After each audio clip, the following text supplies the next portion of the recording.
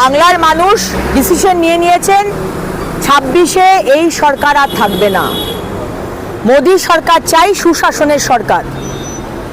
আজকে ভাষা আন্দোলনের কথা মনে হচ্ছে, যখন দাড়িভিটে রাজেশ আর তাপস বাংলার টিচার চেয়েছিল তখন আপনি কোথায় ছিলেন?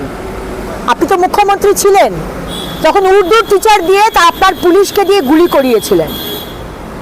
আপনার ভাষার কথা কোথায় মনে ছিল যখন অনুব্রত মণ্ডল আপনার পুলিশের মা স্ত্রীকে বলছিল বিছানায় আসার জন্য? সেই ভাষার প্রমোশন করছেন। আমি তো শুনলাম এই দায়িত্ব ভাষা রক্ষা করা, বাংলা ভাষা রক্ষা করার দায়িত্বটা নাকি অনুব্রত মণ্ডলকে দেওয়া হয়েছে। এই মমতা ব্যানার্জি বাংলার মানুষকে আর বোকা বানাতে পারবেন না। Enough is enough. অনেক অত্যাচার করেছেন। এই যে এখন যে বাংলা ভাষার কার্ড খেলছেন না, সিম্প্যাথেটিক কার্ড, কোনো লাভ হবে না।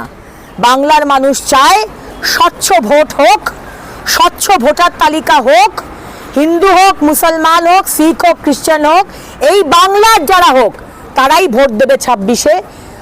আপনার ওই ভোটার কার্ড বানিয়ে দেওয়া রোহিঙ্গার অনুপ্রবেশকারীরা কিন্তু এবারে আর ভোট দিতে পারবে না। থেকে এসে কতদিন এখানে রয়েছে, তারা কতটা বাংলা ভাষা জানে? আর বাংলাদেশে অনুপ্রবেশকারী তারা তো বাংলা ভাষাতেই কথা বলে। তাদের যা ভাষা আমাদেরও তাই ভাষা। একটা অন্য রাজ্যের পুলিশের তারা এতটা বোকা নয় যে তারা ভাষা দেখে তাদেরকে আটক করবে। তারা ডকুমেন্টস দেখবে।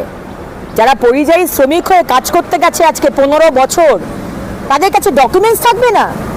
আলবাত ডকুমেন্টস আছে। যাদেরকে ধরা হচ্ছে তারা পশ্চিমবঙ্গের নাগরিক নয়, তারা বাংলাদেশের নাগরিক, তারা রোহিঙ্গা। আর আমরা কোনো মতেই অ্যালাউ করব না।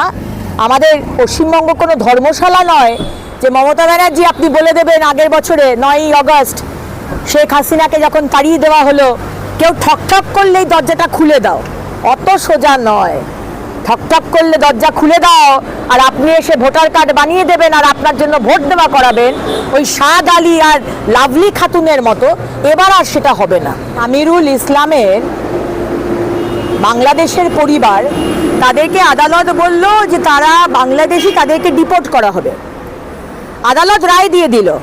তারপরে দেখা যাচ্ছে আমিরুল ইসলাম বলছে না, এরা নাকি পঞ্চায়েত বলেছে এরা এখানকারই লোক। তো মমতা ব্যানার্জি যে আদালতের ওপরে যান, গতকালও তো দেখলাম আদালতের যে রেগুলেশনস ছিল, রুলস, সেটাকে মানা হয়নি। আদালতকে উনি বুড়ো আঙুল দেখান। কালকেও তাই করেছেন। আর এই রায়তেও আমরা একই জিনিস দেখতে পাচ্ছি।